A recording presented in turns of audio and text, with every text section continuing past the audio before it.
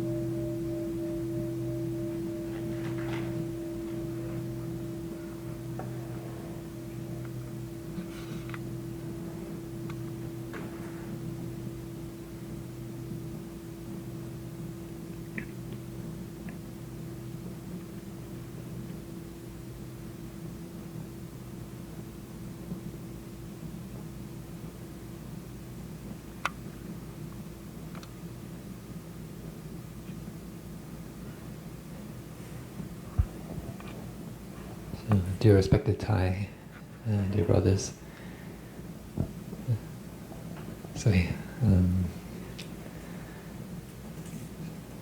so we finally got out of jail. Brother Takim and I, who has just spent 2 weeks in quarantine here after arriving at Deer Park. And I feel like we were very spoiled. The brothers brought us lunch every day. We had many boxes of food in the room. And 2 weeks with nowhere to go, nothing to do. So quarantine is a kind of gift. And especially I felt grateful to be back in the mountain, to be able to go out every day in the morning and in the evening and just play in the chaparral. Go walking along coyote paths, smelling the fragrance of the black sage and California sagebrush and mountain, the laurel sumac. So it's a kind of lockdown, but it's very joyful, and I feel very grateful to all the brothers and Brother Ngokong for coming over and making us some new version of espresso, or one morning it was called the red eye, like a drip coffee Americano with espresso injected in it. He was very very kind to come and make sure that we felt at home and give us a little bit of social interaction. And that is a kind of brotherhood. And Thai often said that there's no practice higher than brotherhood. So if our understanding of the Dharma is getting in the way of our brotherhood, we need to look more deeply into our understanding of the Dharma, because the Dharma is going in the direction of, or maybe I should say, siblinghood. Usually we say brotherhood and sisterhood, but now we say siblinghood. Our siblings, whether they're brothers or sisters.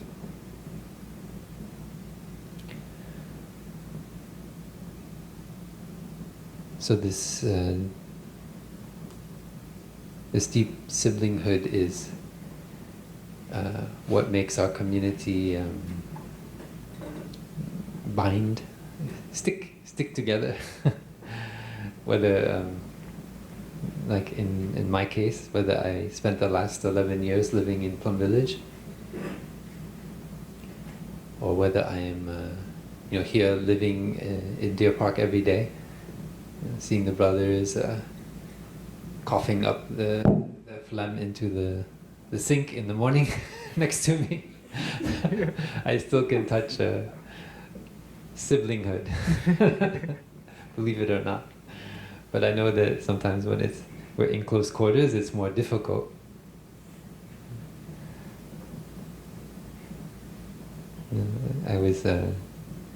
I've been writing with some of my brothers and sisters in Plum Village, and I see that sometimes we are so close and we are doing things, we overlap, and there's some kind of tension, and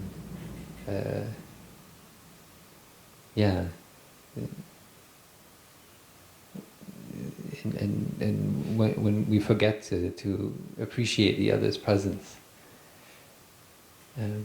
But now coming here and becoming a resident of Deer Park, I feel nothing but gratitude to all my brothers and sisters.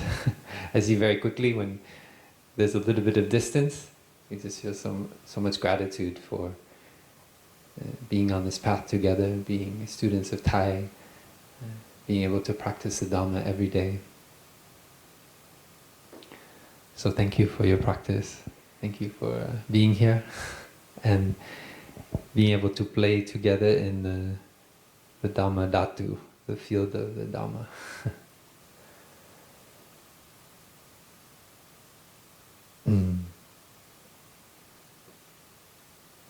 So we have a lot of fun stories. Everywhere I look around Deer Park, I think about some memory. It's like in my brain, but it somehow feels like it's in the landscape as well. There's a kind of imprint that makes each moment legendary. I told the brothers many times a story of when I look over here at the pond, I think of Thai Phap Dang's mom and how she loved to feed the fish. And now every morning I see Brother Min Den coming and feeding the fish, and so I can see, even though Thai Phap Dang's mother is not physically with us anymore, meh, but she has a true continuation in Brother Min Den. And living together, we have oftentimes a lot of wrong perceptions. We all mean the best, but sometimes when we look at the other person, we misunderstand their intention. And so one morning, Ma was out, Meh, or called Ma, Thai Phap Dang's mom. She was out here about 13 years ago, maybe 14 years ago, and she was feeding the fish, and it was working meditation. And some of you may have known Thai Phap Day. Thai Phap Day was also a legendary member of the Deer Park community. He was a priest as a young man, and later on became a stockbroker. He got married a few times, and when he had a deep, painful experience of suffering with cancer, he went to Plum Village and late in life became a monk. And so he helped many people from a Christian background to see that there's no separation between our root religious practice and the Dharma, that we can go deeply into both without any obstacle. And so Brother Phap was there that day, clearing. He loved to take care of the landscaping, and he was clearing, I think, some of the debris from the circle garden. And there were two ducks, mallards, that came and landed in the pond. And Phap, this was not the first time that he'd seen them land in the pond. And he was so happy that this couple, a male and a female, and he had some ideas. He'd think, maybe they will have ducklings right here in our pond. So they are visiting, they seem to like the pond, and there's not water around here, it's very dry. And he hoped that this couple would produce ducklings for the joy, for his own joy and for the joy of the community. And Ma was there feeding the fish, and in her perception, she became very frightened when she saw these ducks, because she believed that the ducks might eat the fish. She was not aware that the ducks just eat the plants and algae, and so so she picked up some stones and she started throwing them at the ducks. And the ducks became very frightened and flapping their wings and flew away, and they didn't fly away yet, but they kind of were quite shocked at receiving these stones thrown at them. And Phap saw this, and he tried to tell Ma, stop throwing the stones. But of course Ma doesn't understand English, and she only understands that the ducks are there and they will eat the fish, and that is, she needs to stop. That's right, I forgot. Phap was not raking, he had the hose. He was watering the plants. So, because there was not perfect communication between the American and the Vietnamese,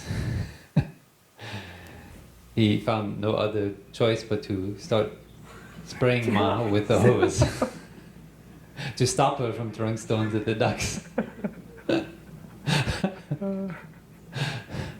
And she started screaming,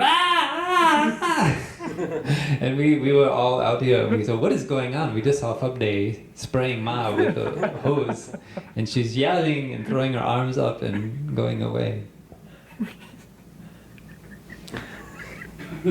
And I didn't get the full explanation until later that week, when we sat together, the monks with Ma and also the other lay friends, to practice beginning anew together.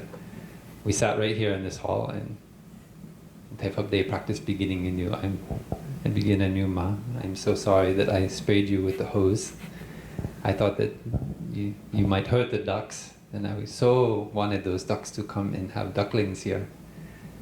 And Ma accepted his beginning anew.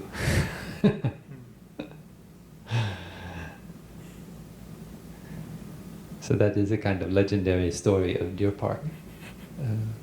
How we can have wrong perceptions about each other. We can, in a flash, because of our expectations, or what we wish for, we in the community, in ourselves, we want to do something a certain way, and then when we feel like that other person, that brother, he's not doing it the way the Sangha does it. Sometimes we can't see it only for ourselves, but we put it out to the whole Sangha, and we feel a kind of judgment of that brother. So that is an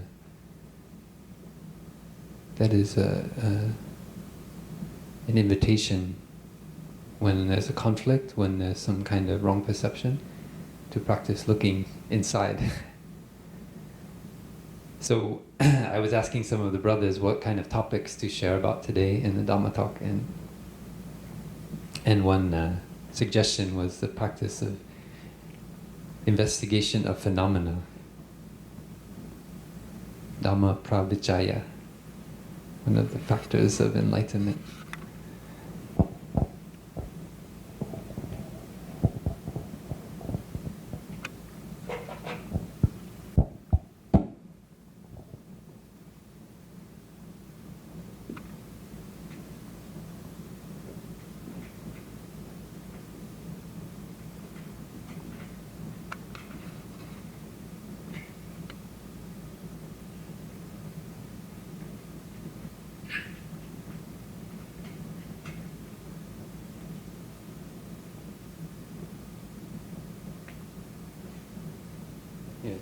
It's Dharma in the sense of phenomena. Perfect.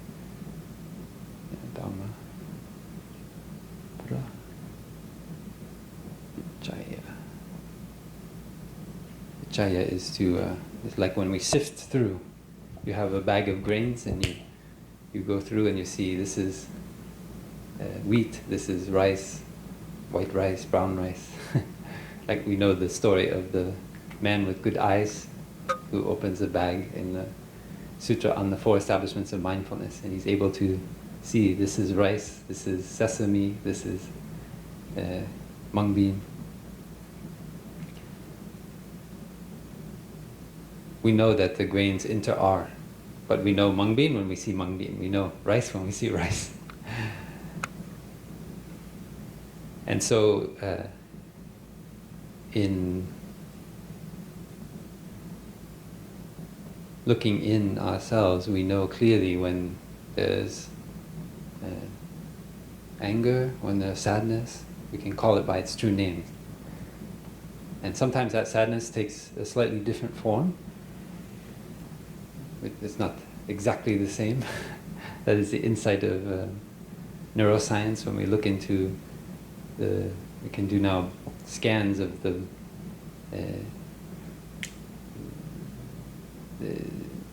firing of neurons through EEG and other means, and we can see that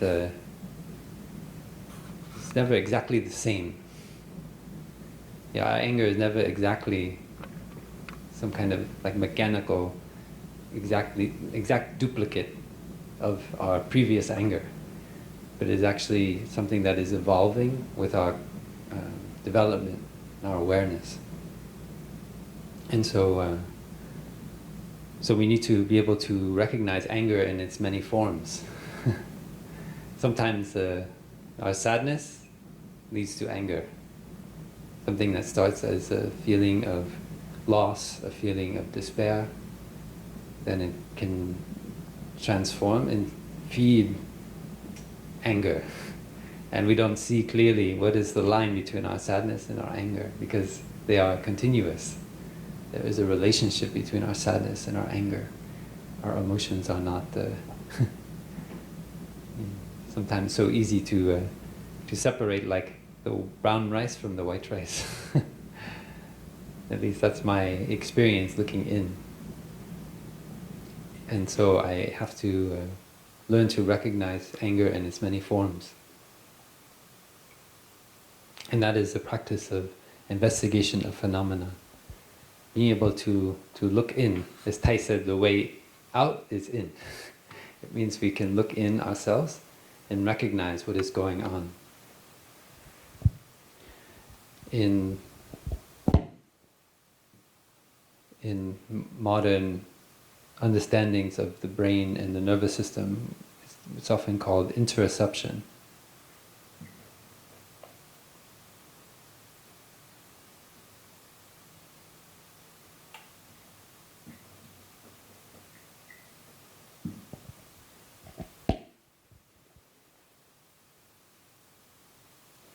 It means the perception of what is going on within, internally. So at this moment, if we just come back to our breathing and just be aware of what is going on in the present moment in our body, in our feelings,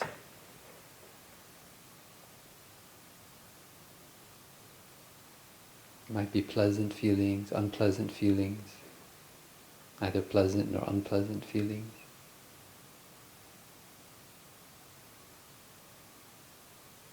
In our perceptions, our thoughts about this brother, that relationship, this thing we have to do this afternoon.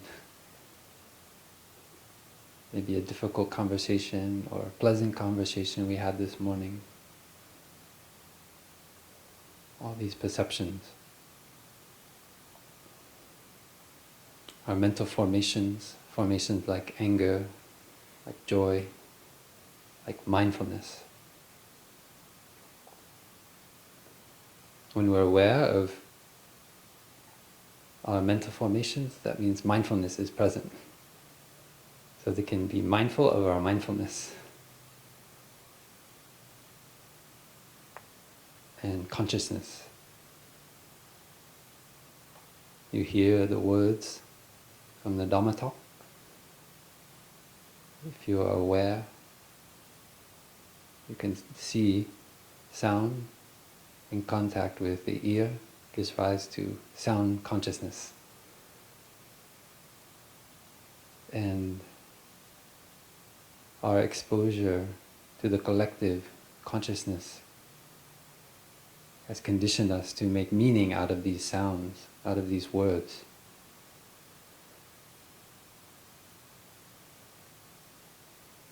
This is interoception. We're aware of what's going on inside, in our body, in our feelings.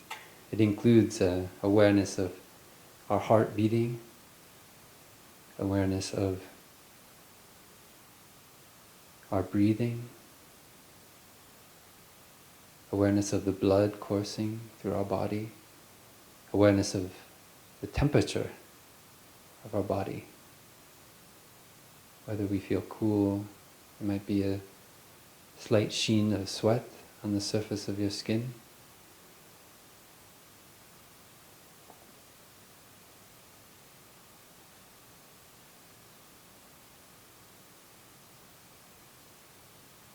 So with the process of, you can open your eyes.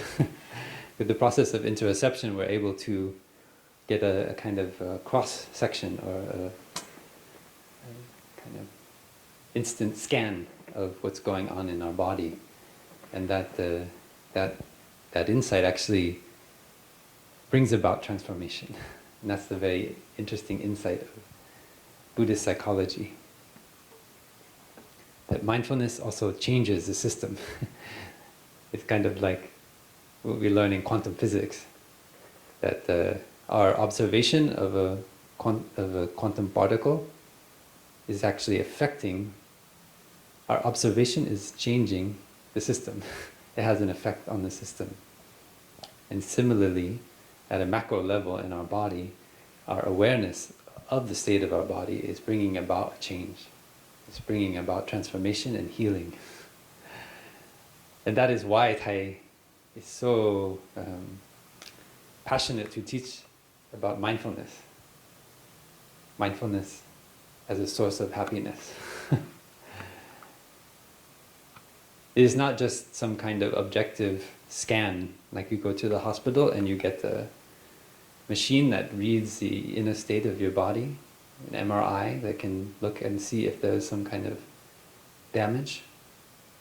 That the MRI is, as far as we know, not really changing the system, changing our internal state.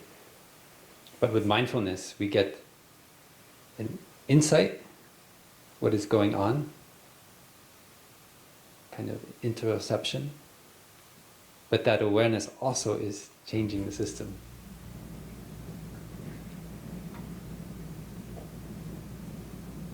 So, like the first noble truth, awareness of suffering.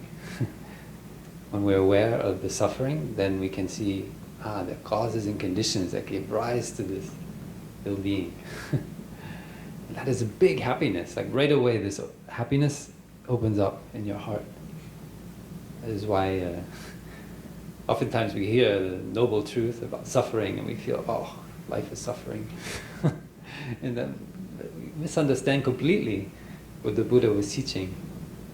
It's such a happiness to say, this is ill-being, to recognize it, to have the capacity to practice interoception, to see what is going on in our body, because that awareness actually can put an end to the kind of nutriment, kind of thinking, the kind of attention that is giving rise to that suffering.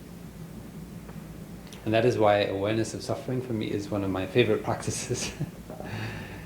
Even though sometimes it's very difficult and there's some conflict in my heart and I'd rather pick up a book or do something else than look at that. Because I don't know, something in me wants to solve it, but I miss the point entirely. It's not something to be solved. Our suffering is not a problem just to be solved. So Tai reminds us to see our suffering like a baby that is crying. We don't see the baby as a problem to be solved, right? But somehow that is how we want to treat our suffering, as some kind of error in the system. And if we can just use our intelligence, then we can make some adjustments, kind of mechanistic understanding of our body. We just make a few tweaks here and there, and then the suffering disappears. But that is, for those of us who practice meditation, we see that it's not true. That actually our suffering is like a child that is crying out, is giving us information. It is sending us the signals, which actually, if we pay attention, can help us to understand why it is there. What is giving rise to that suffering, that ill-being in our body, in our thinking, in our perceptions. And then we can bring about transformation. But without that understanding, transformation is not possible. Maybe we can listen to a sound of the bell.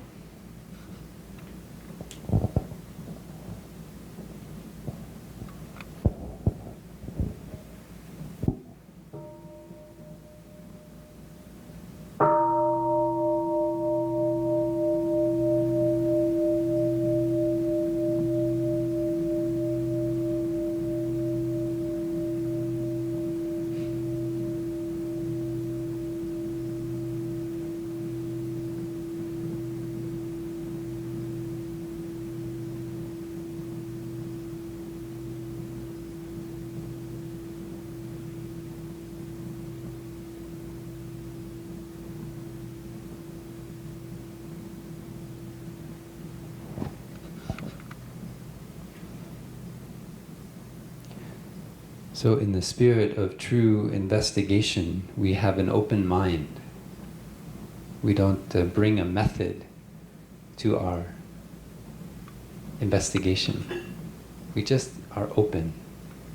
We just bring awareness. So that is why when the Buddha taught about the factors of enlightenment, he started with mindfulness.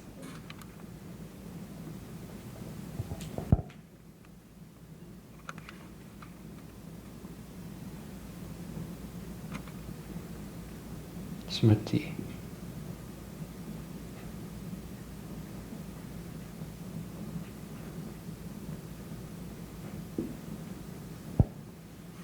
The first factor of awakening or enlightenment. So with mindfulness, with the capacity to be aware of what is going on in the present moment, in our body and around us, then true investigation is possible, investigation of phenomena. Otherwise, we may only be using a problem-solving technique that we learned in school or in our job, and we think that method worked here, that method worked there, so it must work here too. And we are caught in a kind of view, a kind of attitude towards our suffering. We treat it like a closed system, and it behaves in always the same way. And sometimes that may work, partially. But in my experience, we need to always maintain this openness, because there are aspects when we bring our attitude, our method to the situation that we close off. It's a kind of blinder, like the horse. You know, if you've ever seen horses pulling a carriage, in order to avoid having them be distracted by, say, someone carrying a stick that might scare them, then we put the kind of blinder on them so their eyes cannot look side to side, they only look forward. That way it's safer for the people in the being pulled by the horse in the carriage. And so that meets that specific function, which is to pull people in a carriage. But if the horse really wants to understand what is going on around it in its pre-domesticated wild state, it needs to see a predator that is hiding in the bushes. It needs to have that open awareness. And that is the spirit of mindfulness as we practice it here. There is no method to the mindfulness. We have practices, we have ways of training it. Being aware of our breathing.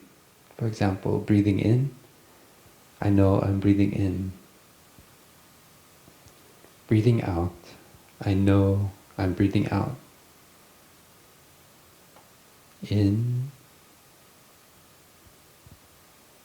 Out.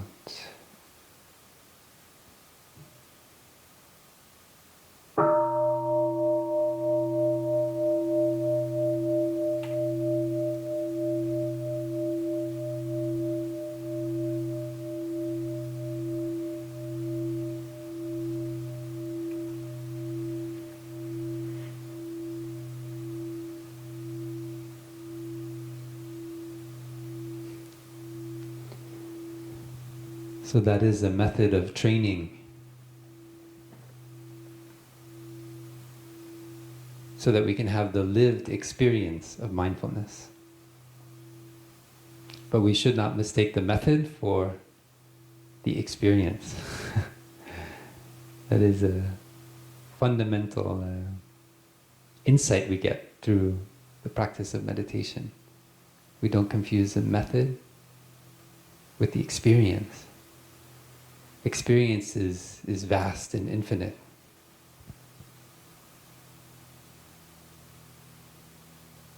No one can completely have the experience that we have in our life.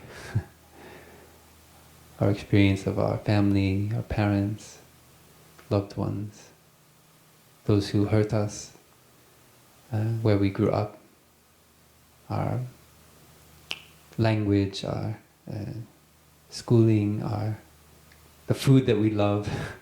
All these are visceral experiences. They cannot be reduced to a method.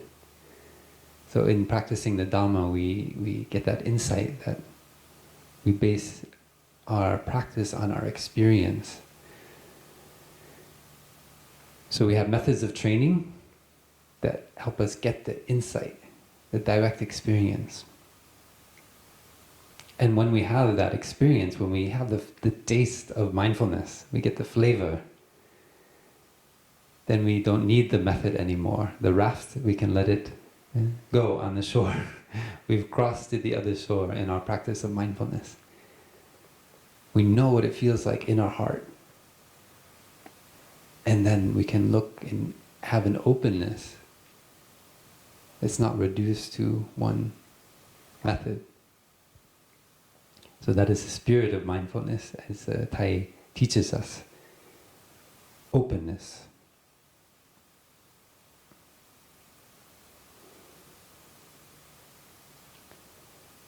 In the Buddhist teachings, we talk about the wisdom of non-discrimination. Nirvikalpa jnana. It means that we don't assume we know.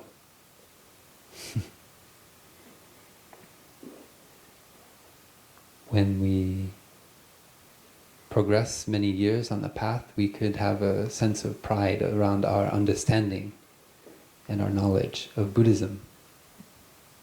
And we feel, when we talk to a younger brother, that we know right away what is wrong with them, and we know how to fix it. If only they follow our instructions, then they will be happy. But it's because they are so stubborn and obstinate. They don't listen to us. They continue to suffer. So I have nothing to do with that younger brother, or that younger sister, or that lay practitioner. And that is a pity, because we lose our sense of the wisdom of non-discrimination, which is to look at all situations with a heart that is open, with the same awareness, outside of any method or form. Just awareness. You start to see the other possibilities that are there, the other causes and conditions that might give rise to that situation, that are on the periphery of your vision. Of course, there may be strong tendencies that you recognize and you feel you know already.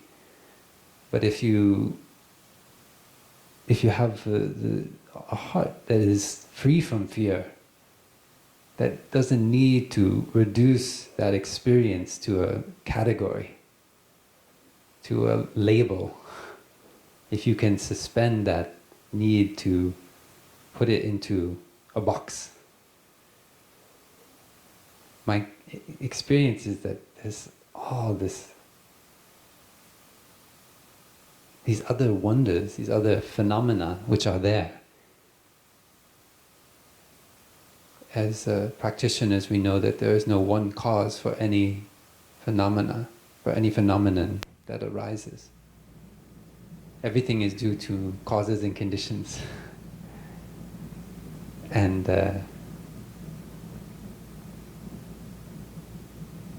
And if we remove those causes and conditions, the phenomenon cannot continue to manifest. It is like the tree. It depends on the sun, the rain, the earth. And if it goes for many days without sun, if it is somehow like in the past when we had big volcanic eruptions that obscured the sun, many plant forms died away because they could not continue to live. If that tree no longer receives the rain, it can no longer continue to maintain itself as a living being. And the same is true for the nutrients in the soil. And it needs to have healthy bark to protect itself from infection, from insects, and so forth. So all of these are causes and conditions for the tree to be there. And if we don't recognize those causes and conditions, we may harm the tree. We might inadvertently remove a condition. And when the tree starts to die, to cease to manifest, we wonder, what did we do? So the same is true of our feelings. When a feeling of despair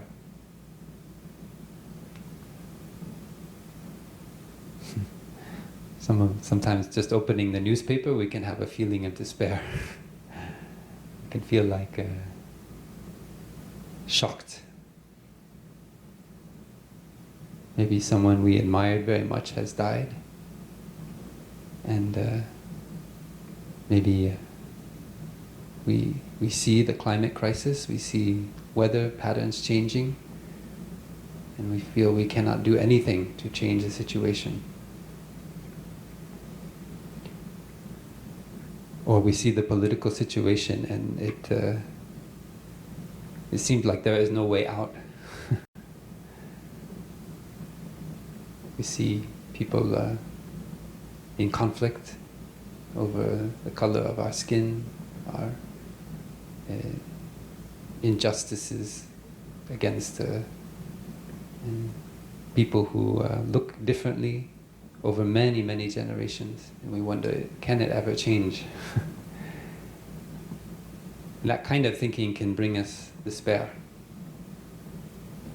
And that is something for us to use as a object of our meditation.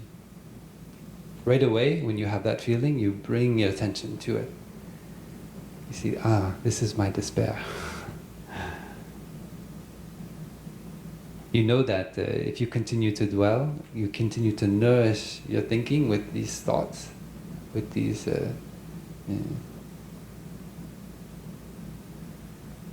attitudes, that are transmitted to you by the newspaper or by the television or the internet,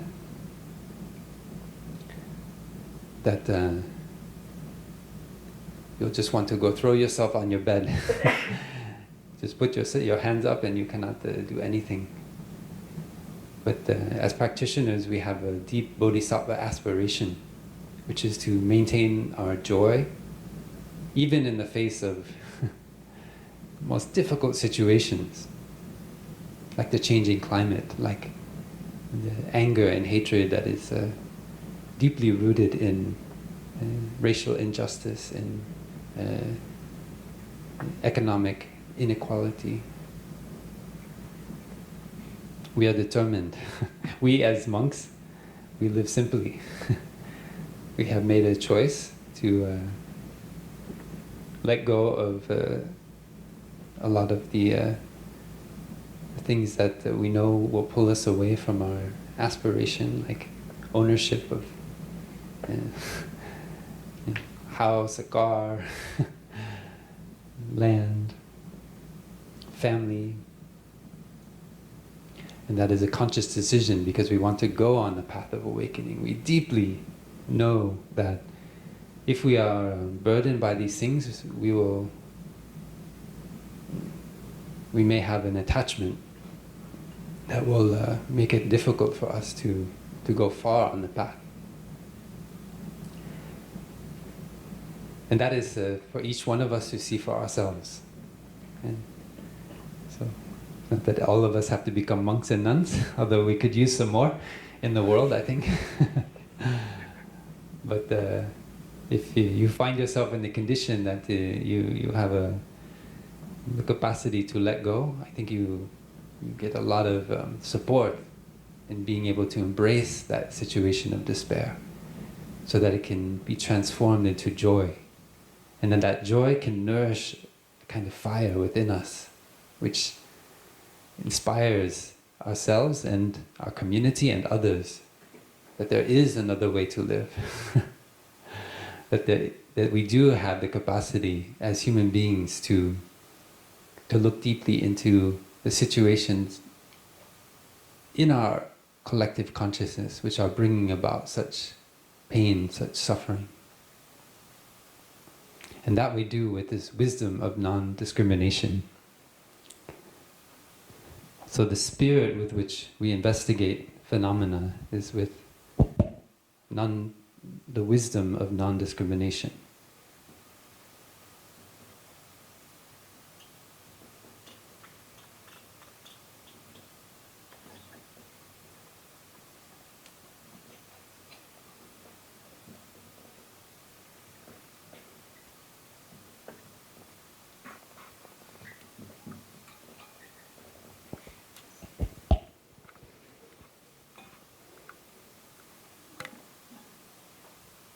It means that we are open in our heart. It means that everyone who comes, even if that person is threatening, we can smile, we can touch compassion, understanding. We don't feel the need to put that person in a box, to let fear take over and get in the defensive mode. Or we only have one or two options, which is fight or flight. With that kind of conditioning, there's discrimination, there's fear. But with a heart that is open, with mindfulness that has been trained to look at each situation with new eyes, the wisdom of non-discrimination can arise. And we see the world with new eyes in every moment. We look at our brothers, our sisters, our siblings. We look at even the newspaper and the news with new eyes. We see the possibility of reconciliation. We see the possibility of healing, of transformation. In the Buddhist time, there was very serious conflict and war, all kinds of painful forms of injustice, social injustice, racism, violence. So we do not need to think that the Buddha solved all the problems of his society. He also had to face these situations. And because of his mindfulness, of his thinking, of his speech, his action, until today we can benefit. We still receive the fruit of his practice and of the early Sangha that practiced with him. And so when kings and rulers came to visit the Buddha and they walked through the Sangha, their hearts felt at peace. They felt, this is transforming society. All they knew was to raise armies, have more arms, get more wealth so that they can pay more soldiers. And when the neighboring country behaved in a way that was threatening, they could protect their country, or even invade and take over that country to annihilate the threat. That is what they knew.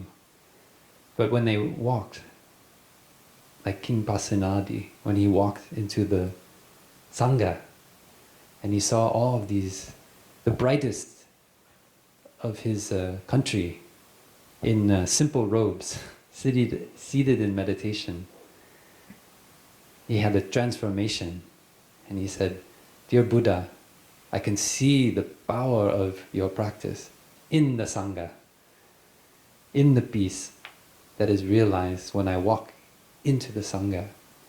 My heart feels at peace." So that is the kind of refuge that we provide at the monastery. That is why we are here, to have a noble Sangha that can practice non-discrimination. We don't make an enemy of anyone, but we cultivate this openness in order to let our heart receive all things, the suffering, the joy, the pain, the violence, the hatred, and also the compassion, the understanding. It's all in our heart, in the human mind.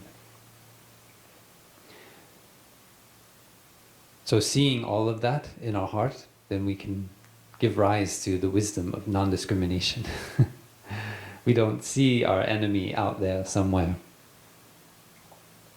So in investigation of phenomena, looking into our heart, we see in this very body there is impermanence. In this very body there is fear. In this very body and mind there is despair. And we give rise to mindfulness. We embrace it like a child. Not as the trash that we want to throw away, but as a real, something that is not separate from ourselves. It is integral to ourselves. It becomes whole through our shining of the light of mindfulness on it. You can listen to another sound of the bell.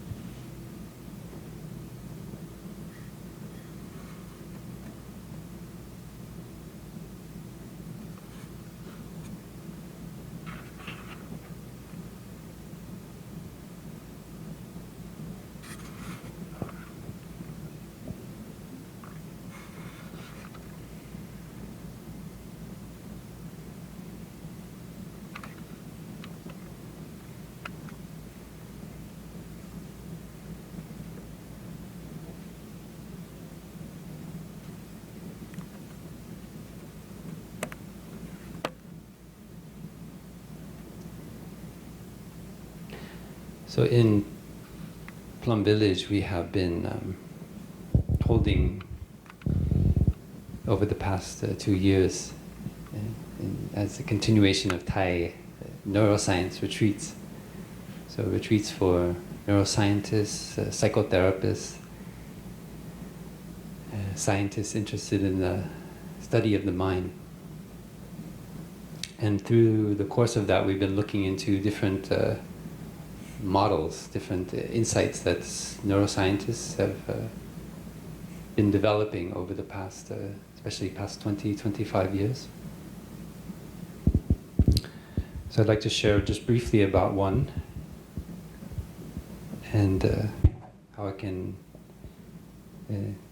give us insight as well into Thai's teaching on mindfulness as a mental formation.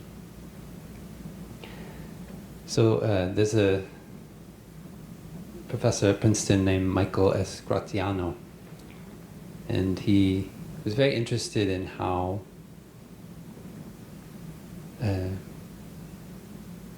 when we look at another person, we can understand their mind. So not in the sense of reading that person's mind, some kind of psychical kind of voodoo, being able to know exactly that person's thoughts, but the ways in which we just naturally understand where someone is putting their attention. So for example, as human beings, we have the capacity to look at someone's eyes at a distance and see very finely what they are looking at.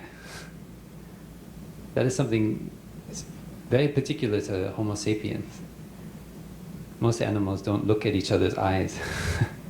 They look at the body, the position of the body of another animal, but we as human beings, even if someone is 50 or 100 meters away, we can detect the direction of their eyes.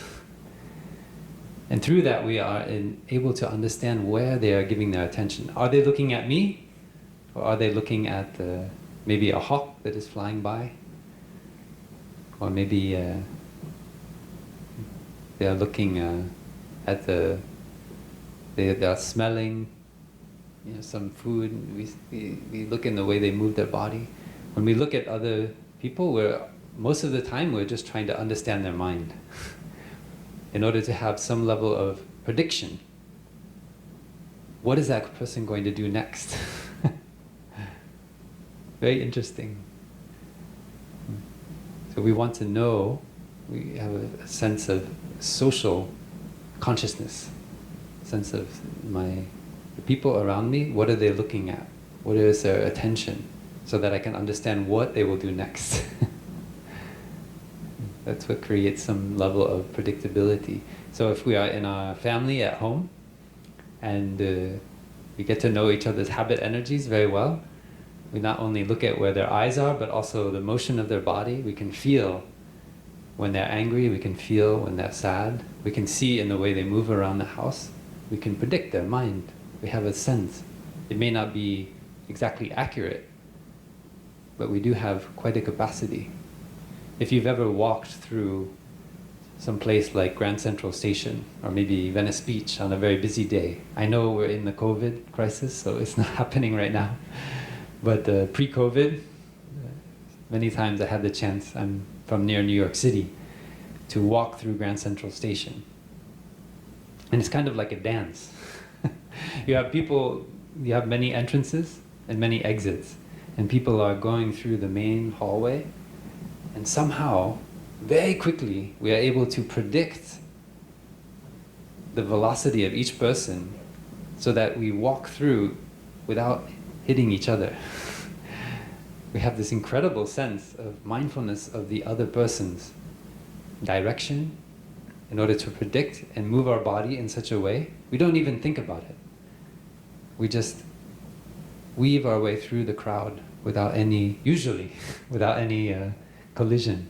And when somebody hits us, we think, oh, how unmindful, how rude. They're not paying attention. Right away we think, they're not paying attention to where they're going. And so he just looked at the simple fact of our capacity which can be measured, the activity in our brain, which looks at the eyes, the position of the body of another person, and helps us to predict what they will do next. And he said, what if awareness is linked to that social, that our awareness of our what we are attending to is connected to our awareness of what someone else is attending to? What if the same part of our brain is actually firing in ourselves when there is awareness of what we're giving our attention to, if that firing is the same as when we're looking at somebody else? And what he found is that there is a correlation in the brain. And so he proposed a theory called it's called the attention schema theory.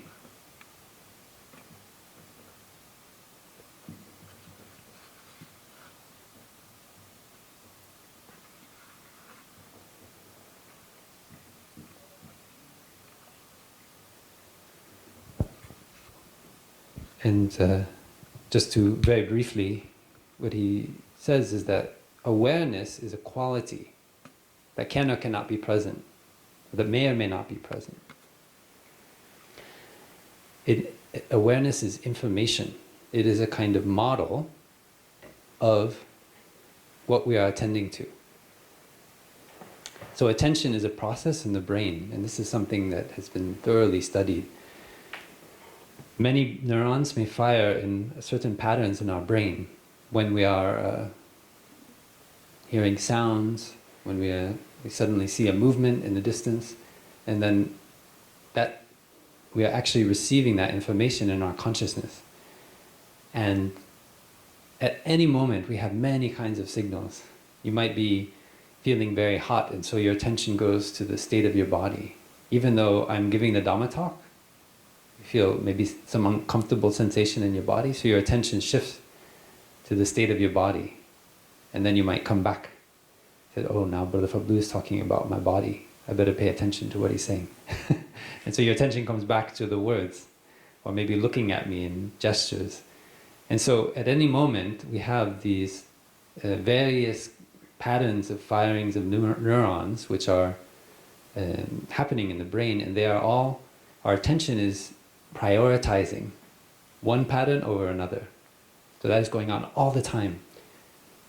Yeah. This will sound familiar for those of us who've learned about the 5 universal mental formations. Attention is one of the, in Buddhist psychology, one of the universal mental formations that is always present in the moment of consciousness. So attention, in the terms of neuroscience, is a process of signal enhancement.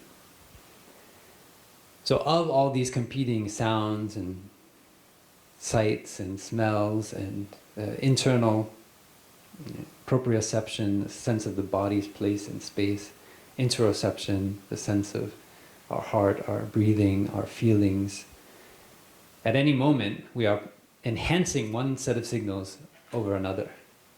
So what attention does is it prioritizes one set of information which is coming in our consciousness, and it makes those signals stronger so that they are prioritized over all the other signals. And then in a moment, if there's a loud sound, like somebody claps or there's a gunshot, then suddenly our attention can shift very quickly to that sound. Or that maybe we are walking along and we're just being aware of our step, but we walk by the kitchen and Brother Mintian is cooking Beyond Burgers on the grill. And suddenly we smell. And oh, we suddenly, all of our attention goes to thinking about, oh, how tasty that vegan burger will be this lunchtime. So that suddenly that signal is enhanced, and our attention goes to the smell of the Beyond Burger on the grill. You see? So that is a process which is going on constantly, even while we are sleeping. we are receiving through our consciousness, and our attention is shifting. It can be in our dreams as well. Our dreams are a kind of signal enhancement. And so the proposal of Professor Graziano is that awareness is a information which is describing the situation, which is modeling our attention. We don't have direct access to the process of attention, but this awareness is modeling our attention. And so sometimes it models it well, and sometimes it doesn't model it so well. And that is the space in which we get wrong perceptions in the teaching of Buddhist psychology. So in Buddhist psychology, we say mindfulness is a mental formation. According to this attention schema theory, we say awareness is information. Awareness is a kind of model of attention. So when we are aware of something, that is a quality that is added to the experience of it. For example, if I see an apple, and the apple is round, so I'm aware of the roundness of the apple. If I can see that it is green or red, and so I have an experience of redness of the apple. But I also can have a quality of awareness to the situation. And so there is an awareness of the redness of the apple, awareness of the roundness of the apple. And that awareness is modeling my attention on the visual input that I'm getting from seeing the apple. So that is the proposal. That is the insight, that this awareness that we experience, or as we would say mindfulness, is actually something which is a function of the brain, a quality that is trying all the time to understand where we are putting our attention. And so, in Thay's teaching, to bring it back to the insight, because I read about this and I think this is just like Thay shared. Mindfulness is a mental formation. When mindfulness is not there, we can say we are not truly present. It means we can see the apple, the redness, the roundness, but we're not aware of the apple. We're not giving all of our attention to the apple, to that experience of looking at the apple. So mindfulness is something that we can bring up from our store consciousness and add to the experience of looking at that apple, or add to the experience of being aware of the contact our foot makes with the earth. Add to the experience of breathing in and out. Our body there are systems that are always attending to our in-breath and our out-breath, but we are not aware of it. We don't bring that quality to it. So I just introduced this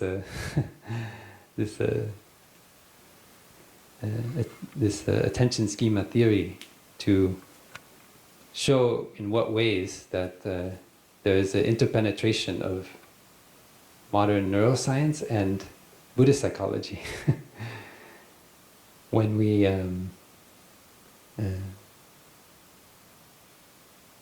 look in ourselves, we have an experience of a self.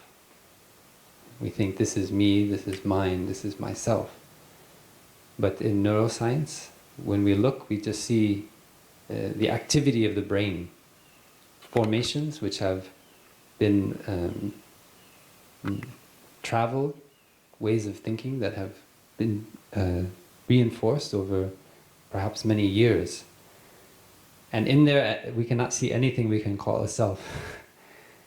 In the same way, in Buddhist psychology, when we look inside ourselves, we see that we are made of body, made of feelings, made of perceptions, made of mental formations, consciousness. And it is not that we want to reject that body, those feelings, and so forth. But we want to practice not grasping onto them, reinforcing them, getting stuck that this awareness is me, these feelings are me, these perceptions are me, when it is in fact something that is always changing, always evolving, always impermanent. So as practitioners, we can continue to learn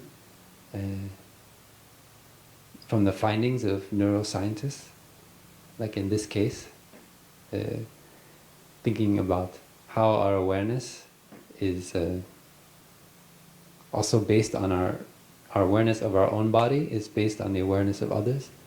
For example, in this theory, when we see somebody who gets hurt, we are actually modeling in ourselves that pain. That is why we cringe right away when we see somebody cut themselves. We feel, something in us like there is no separation. It's because if we see this awareness that we experience of our own body is not separated from the experience of awareness of another person, it's quite natural that that happens. So the kind of empathy that arises from this understanding of awareness. Anyway, these are a few examples that I wanted to bring up. And that when we talk about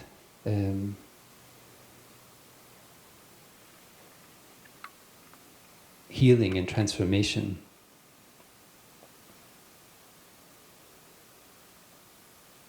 from the point of view of this theory of neuroscience,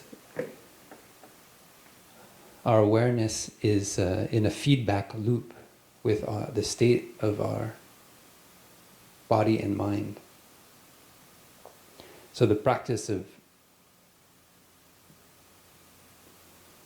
manifesting awareness in a situation is actually, we say, the model is both a perceptual representation and an executive controller. This is in the language of neuroscience. So we are getting, as I said at the beginning, a representation of the situation within our body and mind. But at the same time, that representation is changing the system. That is an observed phenomena in neuroscience. In our practice, we say mindfulness is a mental formation, and that mental formation brings about healing and transformation. Mindfulness is a source of happiness. It is not only awareness of what is going on within, but it is transforming the situation, looking deeply into a situation of suffering, seeing the causes and conditions that give rise to it, and bringing about transformation. Because naturally our body wants to be healthy, it wants to be free. And by being aware of the situation, seeing the causes and conditions, we bring an end. We can cut off the kind of thinking, the kind of attention, the inappropriate attention, which gives rise to that suffering, that situation of ill-being. And maybe in the future class we'll go into how that works with the practice of appropriate or inappropriate attention. But I think I've been talking for an hour, a little bit over an hour, so maybe we can bring it to a close here. And I hope you continue to look deeply into this state of your mind, investigate the wonders within and around you, and see how our openness can bring about the possibility for change. Our capacity to just be amazed and in a state of wonder, viewing the situation of this incredible experience of the present moment can bring about much healing, happiness and joy. So I wish you much peace and happiness on your path of practice. And we'll finish with 3 sounds of the bell.